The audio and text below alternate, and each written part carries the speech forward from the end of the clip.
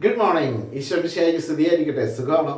നിങ്ങൾക്ക് എല്ലാവർക്കും സുഖമാണെന്ന് കരുതുന്നു. ദൈവം നിങ്ങളെ സമൃദ്ധമായിട്ട് അനുഗ്രഹിക്കട്ടെ എന്ന് പ്രത്യേകം പ്രാർത്ഥിക്കുകയാണ്. കാരണം ഈ ദിവസം കർത്താവിൻ്റെ ഒരു പ്രത്യേകമായ അനുഗ്രഹം നിങ്ങളിലേക്ക് വരണം എന്ന് ഞാൻ ആഗ്രഹിക്കുന്നു. വളരെ മനോഹരമായ പുതിയൊരു ദിവസം ദൈവം സമ്മാനമായി തന്നില്ലേ. ദൈവത്തിന് നന്ദി പറഞ്ഞുകൊണ്ട് നമുക്ക് ആരംഭിക്കാം. So smile and start your day with Jesus. ഈ എപ്പിസോഡിലേക്ക് നിങ്ങളെ സ്നേഹത്തോടെ സന്തോഷത്തോടെ സ്വാഗതം ചെയ്യുന്നു. ഞാൻ സിബി വർഗീസ്. കഴിഞ്ഞ 1-ാം തീയതി മുതൽ, ഓഗസ്റ്റ് മാസം 1-ാം തീയതി മുതൽ പഠിച്ച വചനങ്ങൾ 2 പ്രാവശ്യമായി ആവർത്തിച്ചു. ഇന്ന് വീണ്ടും 20-ാം തീയതി മുതൽ 28-ാം തീയതി വരെ പഠിച്ച വചനങ്ങൾ നമ്മൾ ആവർത്തിക്കുകയാണ്. 20-ാം തീയതി പഠിച്ച വചനം ഇതായിരുന്നു. നിയമാവർത്തന പുസ്തകം 30-ാം അധ്യായം അതിൻ്റെ 11-ാം വാക്യം. The book of Deuteronomy chapter 30 verse 11. ഇന്ന് ഞാൻ നിനക്ക് നൽകുന്ന കൽപ്പന നിന്റെ ശക്തിക്ക് അതീതമോ അപ്രാപ്യമാം വിധം വിദൂരസ്ഥമോ അല്ല. ദൂരെയല്ല, തൊട്ടടുത്താണ് എന്ന് പറയുന്നു. എവിടെയാണെന്ന് അടുത്ത ദിവസം പഠിച്ച വചനമാണ് 21-ാം തീയതി പറയുന്നത്. നിയമാവർത്തന പുസ്തകം തന്നെ 30-ാം അധ്യായം അതിൻ്റെ 14-ാം വാക്യമാണ്. വചനം നിനക്ക് സമീപസ്ഥമാണ്, അത് നിന്റെ അധരത്തിലും ഹൃദയത്തിലുമുണ്ട്, അത് പ്രാവർത്തികമാക്കാൻ നിനക്ക് സാധിക്കും. ഇതായിരുന്നു 21-ാം തീയതി പഠിച്ച വചനം. 22-ാം തീയതി നമ്മൾ പഠിച്ചത് സങ്കീർത്തന പുസ്തകം 33-ാം അധ്യായം അതിൻ്റെ 4-ാം വാക്യമാണ്.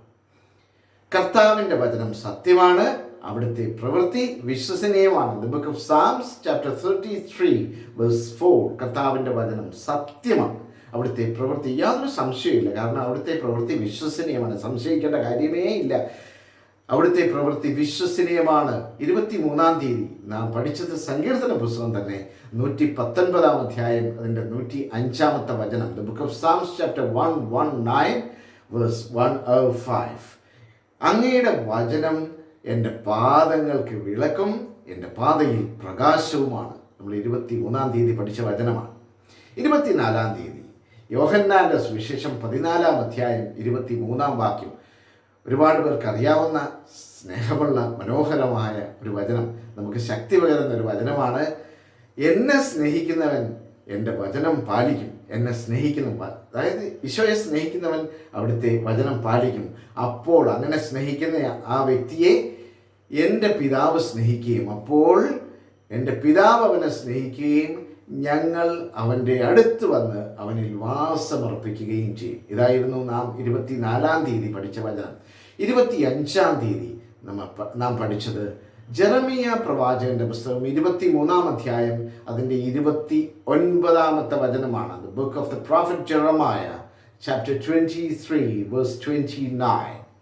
വചനം ഇതായിരുന്നു. എൻ്റെ വചനം അഗ്നി പോലെയും പാറയെ തകർക്കുന്ന കൂടം പോലെയും അല്ലേ? കർത്താവ് ചോദിക്കുകയാണ്. കർത്താവിൻ്റെ വചനം അഗ്നിയാണ്, പാറയെ തകർക്കുന്ന കൂടമാണ്. തകർത്തെറിയാൻ, അതായത് വേണ്ടാത്തതെല്ലാം കടുപ്പമേറിയതെല്ലാം തകർത്തെറിയാൻ കഴിവുള്ള ശക്തിയുള്ള വചനമാണെന്ന് 25-ാം തീയതി നാം പഠിച്ച വചനമാണ്. 26-ാം തീയതി നാം പഠിച്ചത് യാക്കോബ് ശ്ലീഹായുടെ ലേഖനം 1-ാം അധ്യായം അതിൻ്റെ 21-ാം വാക്യമായിരുന്നു. The letter of Saint James chapter 1 verse 21. ആകയാൽ എല്ലാ അശുദ്ധിയും വർദ്ധിച്ചു വരുന്ന തിന്മയും ഉപേക്ഷിച്ച് നിങ്ങളിൽ പാകിയിരിക്കുന്നതും നിങ്ങളുടെ ആത്മാക്കളെ രക്ഷിക്കാൻ കഴിവുള്ളതുമായ വചനത്തെ വിനയപൂർവ്വം സ്വീകരിക്കുക. ഇതാണ് നാം 26-ാം തീയതി പഠിച്ച വചനം. 27-ാം തീയതി പഠിച്ചത് മത്തായി സുവിശേഷം 4-ാം അധ്യായം 4-ാം വാക്യമാണ്. മനുഷ്യൻ അപ്പം കൊണ്ട് മാത്രമല്ല ജീവിക്കുന്നത്, ദൈവത്തിൻ്റെ നാവിൽ നിന്ന് പുറപ്പെടുന്ന ഓരോ വചനം കൊണ്ടുമാണ് എന്ന് എഴുതപ്പെട്ടിരിക്കുന്നു. 27-ാം തീയതി പഠിച്ച വചനം. 28-ാം തീയതി നാം പഠിച്ചത് യേശയ്യാ പ്രവാചകന്റെ പുസ്തകം 46-ാം അധ്യായം അതിൻ്റെ 9-ഉം 10-ഉം വാക്യങ്ങളാണ്. ഞാൻ തന്നെ ദൈവം സ്ഥിരീകരിക്കുകയാണ്. ഞാൻ തന്നെ ദൈവം, എന്നെപ്പോലെ ആരുമില്ല. എന്നെപ്പോലെ മറ്റാരുമില്ല. എൻ്റെ ഉപദേശം നിലനിൽക്കും. വേറെ ആരുടെ ഉപദേശം നിലനിന്നില്ലെങ്കിലും ദൈവത്തിൻ്റെ ഉപദേശം ദൈവത്തിൻ്റെ വചനം എന്നും നിലനിൽക്കും. ദൈവത്തിൻ്റെ ഉദ്ദേശം നിലനിൽക്കും. എൻ്റെ ഉപദേശം നിലനിൽക്കും. എൻ്റെ ഉദ്ദേശങ്ങൾ ഞാൻ നിറവേറ്റുകയും ചെയ്യും. ഇതാണ് നാം 28-ാം തീയതി പഠിച്ച വചനം. അങ്ങനെ 8 വചനങ്ങൾ നാം 20 മുതൽ 28 വരെ പഠിച്ചു. ഈ വചനങ്ങൾ ഓർക്കാനും അത് മനഃപ്പാഠമാക്കാനും ജീവിതത്തിൽ പ്രാവർത്തികമാക്കാനും ദൈവം നിങ്ങളെ അനുഗ്രഹിക്കട്ടെ എന്ന് പ്രത്യേകം പ്രാർത്ഥിക്കുന്നു. 1 മിനിറ്റ് കൂടുതൽ എടുത്തിട്ടുണ്ട്, നിങ്ങൾ ക്ഷമിക്കുമെന്ന് കരുതുന്നു. പ്രിയപ്പെട്ട സ്നേഹിതരെ, വചനം നാം പഠിക്കും തോറും ദൈവത്തിൻ്റെ കൃപകൾ, ദൈവത്തിൻ്റെ അനുഗ്രഹം നമ്മുടെ ജീവിതത്തിലേക്ക് ഒഴുകി ഇറങ്ങുന്ന കാണാനായിട്ട് സാധിക്കും. ദൈവം നിങ്ങളെ സമൃദ്ധമായിട്ട് അനുഗ്രഹിക്കട്ടെ എന്ന് പ്രാർത്ഥിക്കുന്നു. നാളെ വീണ്ടും നമ്മൾ വചനം പഠിക്കാനായിട്ട് വീണ്ടും കണ്ടിന്യൂ ചെയ്യുകയാണ്. അതുവരെ നമുക്ക് പ്രാർത്ഥിച്ചുകൊണ്ടിരിക്കാം. ദൈവം നിങ്ങളെ അനുഗ്രഹിക്കട്ടെ. ആമേൻ.